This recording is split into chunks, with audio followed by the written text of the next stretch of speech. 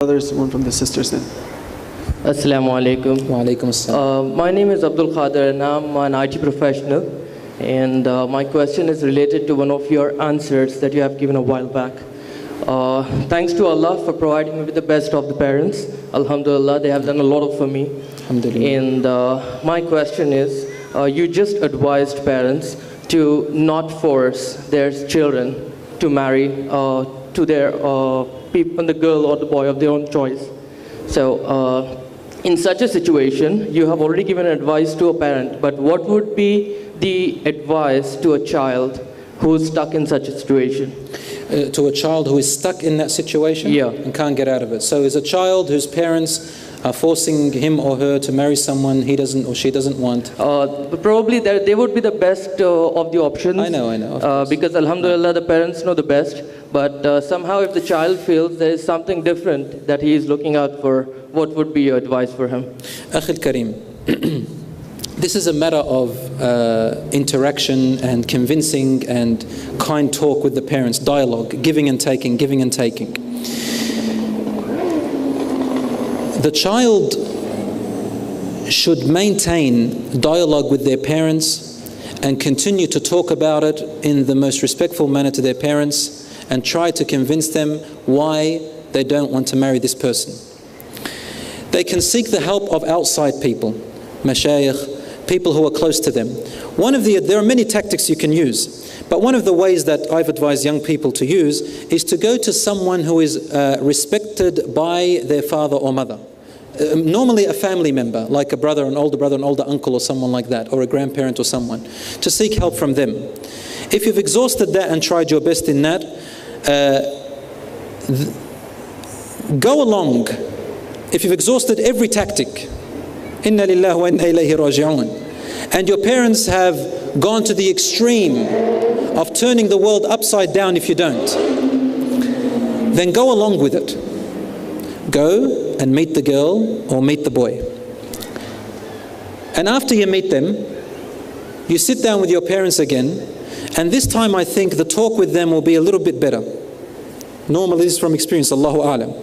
And say to them, father and mother, I've come and seen the girl, I've seen the boy, the young man, and honestly my heart's not open. See them again. So you go and see them again, a third time, a fourth time, a fifth time, a sixth time, a seventh time. Mum and Dad, I can't, I'm not open, alhamdulillah, and these are my reasons. Either in the end, you marry that person, or you stand your ground in the most respectful way. Whichever option you take, you are not in sin. If you don't obey your parents, in the end, this is not considered uquq. This is not considered uquq because Allah subhanahu wa ta'ala has forbidden it in the Quran, and Rasulullah sallallahu alayhi wa sallam has forbidden it as well. A man came to Rasulullah in Sahih Hadith. He said, Ya Rasulullah, my daughter does not want to get married at all. And she complained that my father wants me to get married and is putting pressure on me. So he asked her, why don't you want to get married? And she said, what are the rights of the husband? First of all, before I get into this mess. It's not a mess, inshallah. Please, youngsters, still get married. Don't listen to me about that. I'm just saying that young people think it's a mess because they don't know about it. So Rasulullah ﷺ gave her a long list about what the rights of the husband are. And this made her put off marriage even more. So she said, Ya Rasulullah, please, I don't want to get married until I'm ready. So he turned to her father and said, she has a right. She doesn't want to do something haram. She doesn't want to go into a marriage and not fulfill the rights of a marriage. So if this is the case, parents, it is haram, dhulm, oppression upon the parents to force their son or daughter to marry someone they don't want. It's dhulm. And dhulm is a major sin. The child should try their best in convincing their parents, even if they go along with it. And from experience, I'm a marriage celebrant, which means I conduct marriages back in Australia. This is by law, you have to do that, registered celebrant by law. And we have these cases all the time, especially in the Lebanese community. So I say to them, go along with the flow. They take them all the way to Lebanon. They meet their first cousin, something about first cousins, and they don't like them. They give them the time. They fulfill their parents' desire. Because sometimes we need to understand something as well. Maybe that brother of your father from a young age said, my daughter is for your son. And he says, oh, he's my older brother, I can't say no to him. Your grandfather comes in and says, make sure your daughter for his son. And he's probably left a bequest before he died. Marry the son. Now he's in a predicament. And the child is in a predicament.